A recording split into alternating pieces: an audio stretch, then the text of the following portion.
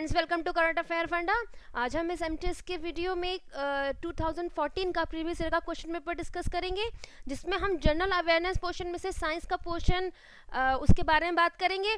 Before starting the video, जैसे कि आप देख रहे हैं कि इस वीडियो के लिए सब्सक्रिप्शन का एक ऑप्शन है, तो आपने अगर अभी तक हमारा चैनल सब्सक्राइब नहीं करा है so please subscribe our channel.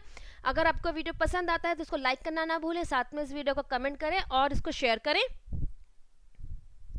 So let us start with the question. सबसे पहले जो क्वेश्चन है वो है which of the following is a tapeworm? निम्नलिखित में से कौन सा कृमि फीता कृमि होता है। मतलब जो वॉर्म है उसमें भी काफ़ी तरीके के टाइप हैं, उसमें से एक टाइप है that is a tapeworm. So इसमें हमें जो हमसे क्वेश्चन पूछा जा रहा है वो ये कि इनमें से कौन सा फीता कृमि है। अब जो इसमें ऑप्शंस हैं वो है फेजियोला, सिस्टोसोमा, टेनिया एंड एंट्रोबाइस। सो ये जो चारों ऑप्शन हैं ये चारों के चारों ह्यूमन पैरासाइट हैं। अब ह्यूमन पैरासाइट क्या होते हैं?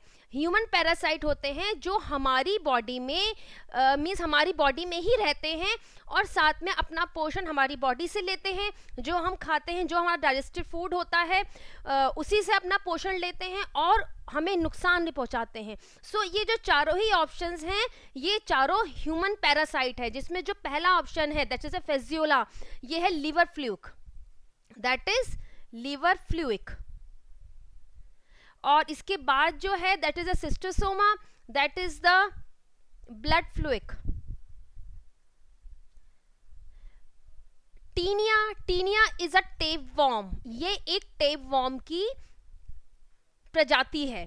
एंट्रोबाइस that is a pinworm. सभी के सभी ह्यूमन पैरासाइट हैं, लेकिन हमसे जो क्वेश्चन पूछा गया है वो ये कि इनमें से कौन सा कृमि, कौन सा जो वॉर्म है, चारों के चारों वॉर्म है, लेकिन कौन सा इसमें से फीता कृमि है। सो फीता कृमि है that is the Taenia. So answer of this question is 3।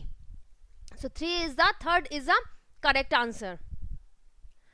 The purity of milk is determined bye, दूध की शुद्धता किससे मापी जाती है। इस क्वेश्चन हमसे पूछा जा रहा है कि जो दूध है उसकी प्योरिटी, उसकी शुद्धता को मापने के लिए किस प्रणाली का और या किस इंस्ट्रूमेंट का इस्तेमाल किया जाता है। सबसे पहले इसके जो ऑप्शंस हैं उस पे आते हैं। इसमें जो फर्स्ट है that is a hydrometer. Hydrometer से स्पेसिफिक ग्रेविटी नापी जाती है। स्पेसिफिक ग्रेविटी का मेजरमेंट हाइड्रोमीटर से किया जाता है। लेक्टोमीटर से दूध की शुद्धता नापी जाती है। So answer of this question is second. Lactometer एक ऐसा इंस्ट्रूमेंट है जो दूध की शुद्धता को नापने के लिए इस्तेमाल किया जाता है। थर्ड जो ऑप्शन है दैट इज अ स्टेगमोमीटर। इसका यूज किया जाता है सरफेस टेंशन मेजर करने के लिए। सरफेस टेंशन की मेजरमेंट के लिए इस इंस्ट्रूमेंट का यूज किया जाता है। थर्मोमीटर को जैसे आप जानते हैं, थर्मोमीटर का यूज टेम्परेचर की मेजरमेंट के लिए किया जाता है। So answer of this question is second, that is the lactometer. Which one among the following does not have any effect on velocity of sound? Question में हमसे पूछा जा रहा है कि इसमें से जो ऑप्शंस दिए गए हैं मींस प्रेशर मतलब दाब, तापमान, आर्द्रता और घनत्व, इसमें से किस फैक्टर का कोई भी असर नहीं पड़ता है ध्वनि के वेग पर। साउंड मतलब ध्वनि की स्पीड और जो उसकी वेलोसिटी है, जो ध्वनि का वेग है, उसके ऊपर क्या फैक्टर प्रभाव डालते हैं और कौन सा इनमें से ऐसा फैक्टर जिसका कोई असर ध्वनि की वेग पर नहीं पड़ता है। So answer of this question is pressure. Pressure और दाब का कोई भी फर्क वेलोसिटी ऑफ साउंड या इसकी जो ध्वनि की वेग है उसके ऊपर कोई फर्क नहीं पड़ता है। टेम्परेचर का फर्क पड़ता है। टेम्परेचर और तापमान, जैसे जैसे तापमान आगे बढ़ेगा मतलब that means it is directly proportional to the V और वेलोसिटी ऑफ साउंड। जो ध्वनि का वेग है उसके डायरेक्टली प्रोपोर्शनल होता है। जैसे जैसे टेम्परेचर और तापमान बढ़ेगा वैसे वैसे वेलोसिटी भी बढ़ती है। सिमिलरली जो उसका थर्ड ऑप्शन है ह्यूमिडिटी और आर्द्रता, और जितनी नमी एटमॉस्फेयर में होगी उतना ज़्यादा जो है वेलोसिटी ऑफ साउंड और जो ध्वनि का वेग है वो उतना ज़्यादा होगा। तो therefore it is also directly proportional to the velocity of sound. Density भी असर डालती है, लेकिन सिर्फ एक प्रेशर है, सिर्फ एक दाब मतलब एक जो मीन्स प्रेशर, वो उसका कोई भी असर वेलोसिटी के ऊपर नहीं पड़ता है। मतलब वेलोसिटी ऑफ साउंड पे प्रेशर का और दाब का कोई भी असर नहीं है। So answer of this question is first. The motion of a body around a circular path is an example of. Question में जो हिंदी में ये क्वेश्चन है, दैट इज द वृत्ताकार पथ के चारों ओर पिंड की गति किसका उदाहरण है। वृत्ताकार मतलब हो गया, मान लीजिए कि इस तरीके से एक हम सर्कल बना लेते हैं। अब इस सर्कल में मान लीजिए कोई बॉडी मूव कर रही है अलोंग दिस वे, मतलब इस सर्कुलर और इस सर्कल, इस वृत्ताकार पथ के ऊपर एक बॉडी का मूवमेंट हो रहा है। अब हमसे जो क्वेश्चन पूछा जा रहा है कि उसका जो मूवमेंट होगा उसकी क्वालिटी क्या होगी, मतलब उसके क्या कैरेक्टर होंगे, उसकी क्या खासियत होगी। सो उसकी खासियत ये होगी कि पहले तो जब भी सर्कुलर मोशन में और जब वृत्ताकार पथ पर अगर कोई बॉडी मूव करती है तो it has the constant speed. Constant speed का मतलब होता है स्थिर वेग, और इसका मतलब दैट मीन्स जो इसकी चाल है, स्पीड का मतलब होता है चाल हिंदी में, दैट मीन्स स्थिर चाल, इसकी चाल स्थिर होगी। चाल स्थिर है इसका मतलब ये नहीं है कि इसकी जो इसकी वेलोसिटी है और इसका जो वेग है वो भी सेम होगा, क्योंकि यहाँ पर जब सर्कुलर मोशन हो रहा है और इस ये दैट मीन्स जो वृत्ताकार पथ के ऊपर बॉडी मूव कर रही है, हर पॉइंट पर डायरेक्शन मतलब दिशा, इस स्पीड की, इस चाल की दिशा हर पॉइंट पे बदल रही है। तो इसका मतलब क्या हुआ कि यहाँ पर हम ये नहीं कह सकते कि जो वेलोसिटी है या जो वेग है वो यूनिफॉर्म है। दैट मीन्स समान वेग कहीं नहीं है, हर जगह वेलोसिटी और वेग बदल रही है, क्योंकि हर पॉइंट पे डायरेक्शन चेंज हो रही है, दिशा बदल रही है चाल की। So therefore answer of this question is that is the speed तो यूनिफॉर्म रहेगी, मतलब समान चाल रहेगी, चाल तो पूरी तरीके से समान रहेगी, दैट मीन्स यूनिफॉर्म स्पीड रहेगी, लेकिन वेरिएबल वेलोसिटी मतलब परिवर्ती वेग। सो answer of this question is 3। जब भी सर्कुलर मोशन होता है या किसी वृत्ताकार पथ के ऊपर बॉडी मूव करती है तो उसकी जो चाल होती है वो एक समान रहती है, उसमें कोई चेंज नहीं आता है, लेकिन उसकी वेलोसिटी और उसके वेग में परिवर्तन होता है। That is because of that change in direction, मतलब क्योंकि उसकी डायरेक्शन और उसकी दिशा में जो बदलाव होता है, हर पॉइंट पे, हर बिंदु पर उसकी जो दिशा है उसमें परिवर्तन आता है, इसलिए हम कहते हैं कि इसमें जो वेग है वो परिवर्ती है। So answer this question is 3, मतलब समान चाल परिवर्ती वेग। Next question is 5 kingdom classification was given by. Question हमसे पूछा जा रहा है कि 5 जगत वर्गीकरण किसने दिया था। जैसे हमने बताया था, हमने अपने वीडियो में इस बात को डिस्कस किया है, इवन स्टार्टिंग में ही इस बात को डिस्कस किया है जो हमने क्लासिफिकेशन ऑफ मींस जो किंगडम का टॉपिक था उसमें, कि पूरे लिविंग वर्ल्ड को, जितना सजीव जगत है उसको 5 किंगडम में, 5 ब्रॉड किंगडम में क्लासीफाई किया गया। That is a Monera, then Protista, then Fungi, plant and Animalia. ये जो क्लासिफिकेशन है और जो लिविंग वर्ल्ड का, सजीव जगत का जो क्लासिफिकेशन है, ये है 5, 1 2 3 4 5 ब्रॉड मतलब इसको किंगडम में क्लासिफाई किया गया है, और ये किया था सर विक्टेकर ने। So answer of this question is first, that is a Whittaker. Animal with chitinous exoskeleton are. काइटनी बही कंकाल वाले जीव कौन से होते हैं। इसका मतलब है एक्सोस्केलेटन क्या होता है। एक तो होता है एंडोस्केलेटन और एक होता है एक्सोस्केलेटन। अभी जो हमने करंटली बोन एंड कार्टिलेज का टॉपिक कवर किया है और स्केलेटन का टॉपिक कवर किया है, उसमें हमने इसको प्रॉपर तरीके से डिस्कस किया है कि स्केलेटन के टाइप क्या हैं। स्केलेटन जो है वो 2 तरीके के होते हैं, एक तो होता है एक्सोस्केलेटन और एक होता है एंडोस्केलेटन। एक्सो का मतलब होता है बाहरी, जैसे यहाँ बही कंकाल मतलब जो बाहरी तौर से हमें दिखाई देता है उसको हम एक्सोस्केलेटन कहते हैं। एंडो का मतलब होता है जो शरीर के अंदर होता है। अब यहाँ हमसे क्वेश्चन पूछा जा रहा है कि ऐसे कौन से जीव हैं, ऐसे कौन से एनिमल हैं जिनका जो एक्सोस्केलेटन है, जो उनका ऊपरी बही कंकाल है, वो चिटिनस मटेरियल से मतलब मीज जो उनका जो कंपोजिशन है that is made up of chitin. Chitin is actual में this is a polysaccharide compound. ये पॉलीसेकेराइड का एक कंपाउंड है। सो कौन से ऐसे एनिमल है जिनका एक्सोस्केलेटन चिटीन से मिलकर बना होता है, तो वो होते हैं इंसेक्ट और कीट। जो कीट होते हैं दैट मीन्स जो ग्रास हुपर होता है, ग्रास हुपर और इसके साथ कॉकरोच, उनका जो ऊपरी कवच होता है वो चिटीन से मिलकर होता मीन्स बना होता है। तो इसका जो आंसर है दैट इज फर्स्ट इंसेक्ट और कीट। The heart rate in an adult person is, वयस्क व्यक्ति की हृदय धड़कन दर क्या होती है, मतलब अगर हम एक एडल्ट पर्सन की बात करें तो उसके अंदर दिल की जो हृदय की धड़कने की इसका दर, इसका रेट वो क्या होता है, वो होता है 70 to 80 टाइम्स पर मिनट। एक मिनट के अंदर 70 से 80 बार जो हृदय की धड़कन है वो होती है। So answer of this question is 4। A current carrying conductor is associated with, question में हमसे जो पूछा जा रहा है वो ये कि धारा वाहक चालक किससे संबंध होता है। कंडक्टर क्या होते हैं, कंडक्टर वो मटेरियल होता है जो अपने में से करंट को पूरे तरीके से 100% मतलब फ्लो होने देता है। 100% तो नहीं बट 99% करंट उसमें से फ्लो हो जाता है पूरी तरीके से, उनको हम कंडक्टर कहते हैं और चालक कहा जाता है उनको। ये जो चालक होते हैं और कंडक्टर होते हैं, अगर उनके अंदर करंट फ्लो कर रहा है, करंट उनके अंदर बह रहा है, तो उसके अंदर किस तरीके का क्षेत्र पाया जाता है, चुंबकीय क्षेत्र, वैद्युत क्षेत्र, विद्युत चुंबकीय क्षेत्र और विद्युत स्थैतिक क्षेत्र, मतलब a magnetic field, an electric field, an electromagnetic field, an electrostatic field. So answer of this question an electromagnetic field. इनके अंदर जो फील्ड, जो क्षेत्र पाया जाता है वो विद्युत चुंबकीय क्षेत्र होता है।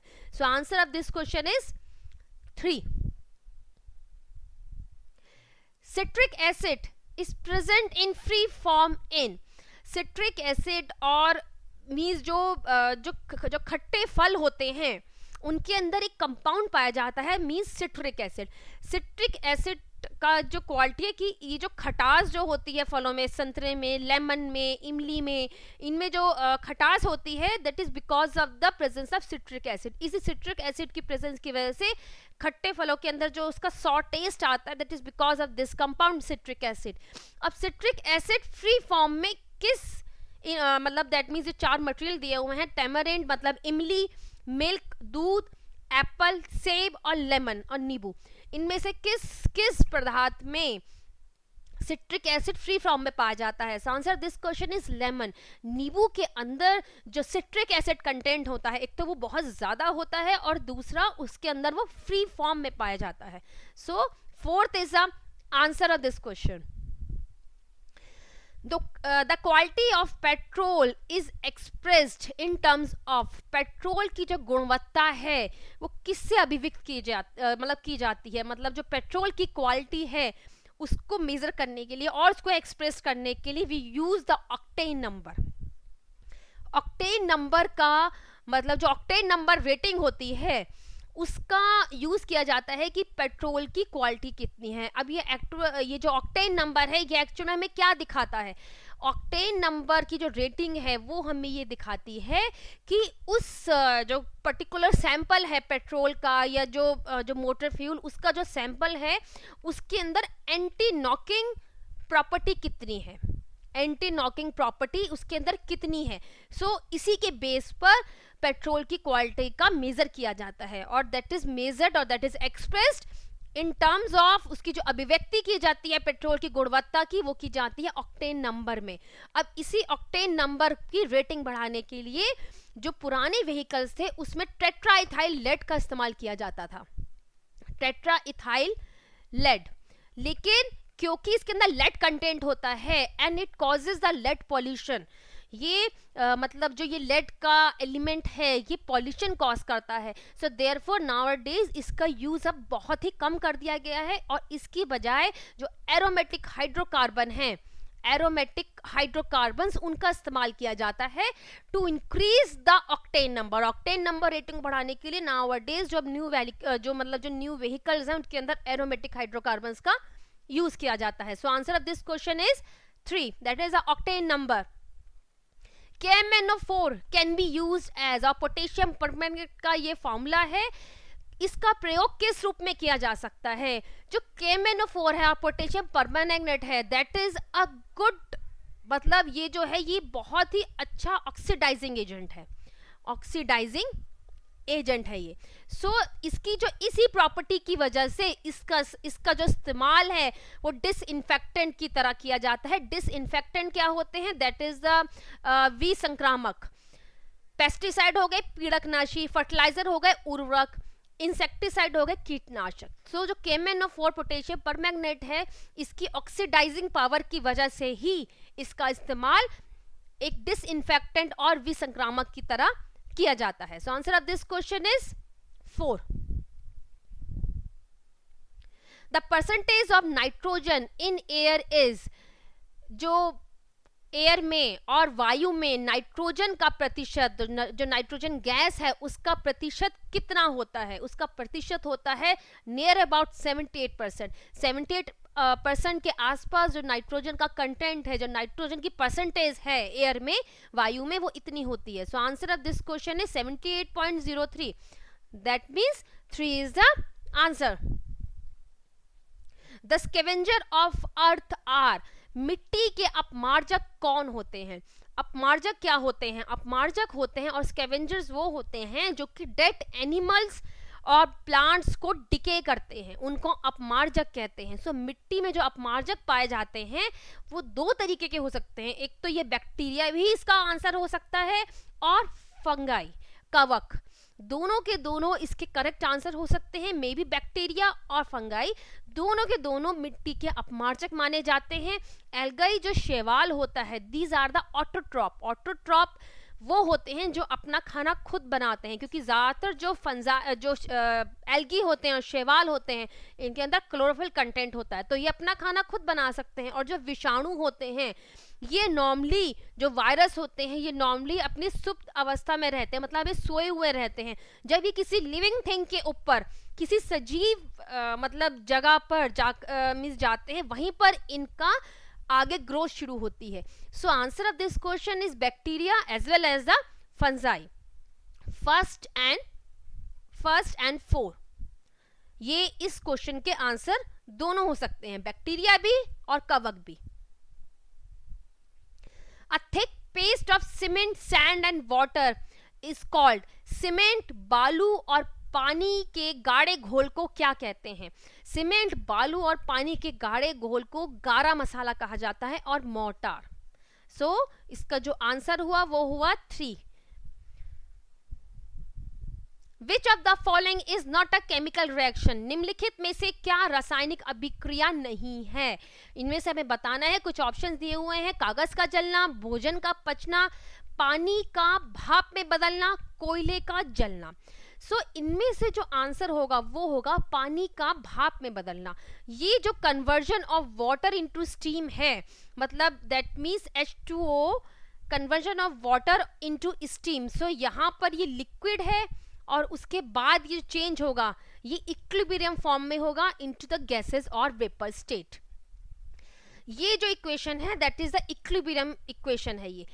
इसको हम किसी रासायनिक अभिक्रिया में नहीं रखते हैं, क्योंकि ना तो इसके अंदर मतलब जो मटेरियल है वो वही का वही है, यहाँ वाटर है, यहाँ भी वाटर है, कोई चेंज इन मतलब कोई भी इसमें नई कोई ऐसी चीज नहीं बनी है। पहले वो लिक्विड फॉर्म में था, वाटर था, ये पानी था, इसी पानी को हमने हीट दी, गर्म किया, तो ये यही मतलब भाप बन गया और वेपर स्टेट में आ गया।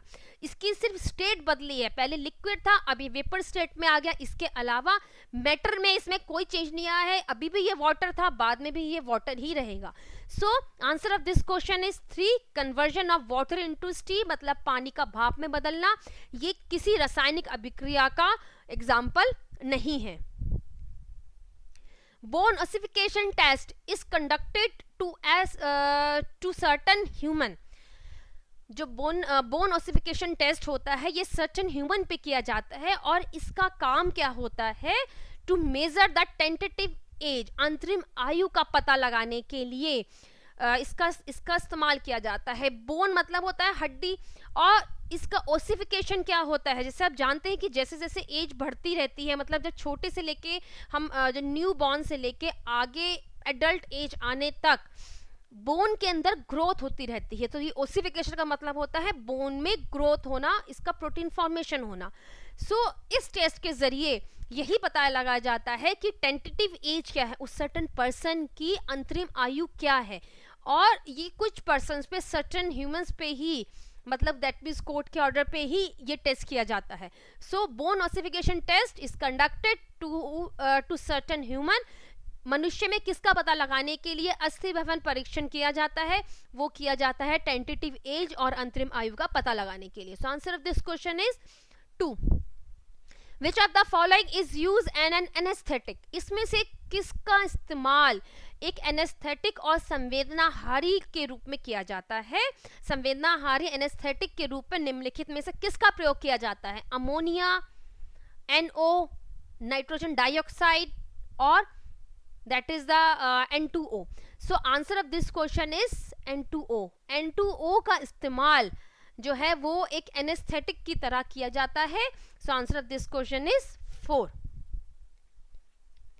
Antacids are found in drugs that gives relief to. प्रत्यामल और एंटासिड किससे राहत दिलाने वाली औषधियों में पाया जाता है? वो पाया जाता है स्टमक एक, पेट के दर्द में इसका इस्तेमाल किया जाता है. दैट इज एंटासिड और प्रत्यामल. So answer of this question is 2. Rocket works on the principle of. Rocket के सिद्धांत पर कार्य करता है. रॉकेट का जो प्रोपेगेशन है और यह जो इसकी वर्किंग प्रणाली है, जो इसकी कार्य प्रणाली है, वो न्यूटन्स थर्ड लॉ पर बेस्ड है. So answer of this question is a. और फर्स्ट, न्यूटन्स थर्ड लॉ क्या है? इसको प्रॉपर हमने जो हमने मोशन के वीडियोस थे उसमें हमने न्यूटन्स के तीनों लॉ डिस्कस किए हैं. That is the first, second and the third law. So इसकी अगर आपको डिटेल चाहिए सो आप प्लीज़ एक बार उन वीडियोस को देखिएगा. बट यहाँ हम इसको शॉर्ट में इसको बता देते हैं कि न्यूटन्स थर्ड लॉ क्या है. न्यूटन्स थर्ड लॉ कहता है कि हर एक इस यूनिवर्स में जितना भी कोई एक्शन होता है उसके अपोजिट एंड इक्वल रिएक्शन भी होता है. जैसे अगर हम इस रॉकेट की बात करें तो जो रॉकेट में जो फ्यूल बर्न होता है, तो जो फ्यूल बर्न होता है उसमें ट्रिमेंडस अमाउंट में, बहुत ज़्यादा अमाउंट में गैसेस बाहर एक्सेल होती हैं, वो भी एक छोटी नोजल से. सो ये इतना ज़्यादा आगे की तरफ प्रेशर एक्सर्ट करती हैं, उतना ही थर्स्ट, उतना ही मोमेंटम इस रॉकेट को आगे प्रोपेल करता है. दैट मीन्स जितना ज़्यादा प्रेशर से ये गैसेस बाहर की तरफ निकलेंगी उतना ही इक्वल मोमेंटम और इक्वल प्रेशर अपोजिट डायरेक्शन में लगेगा and it gives the required momentum to the rocket. Rocket को मतलब ऊपर जाने के लिए जो गति, जो मोमेंटम मिलता है, that is because of this tremendous pressure. इतने ज़्यादा प्रेशर से मतलब जो प्रेशर होता है गैसेस का, जो एग्जॉस्ट गैसेस होती हैं, उसी के कारण रॉकेट आगे प्रोपेल करता है. So answer of this question is Newton's third law और फर्स्ट.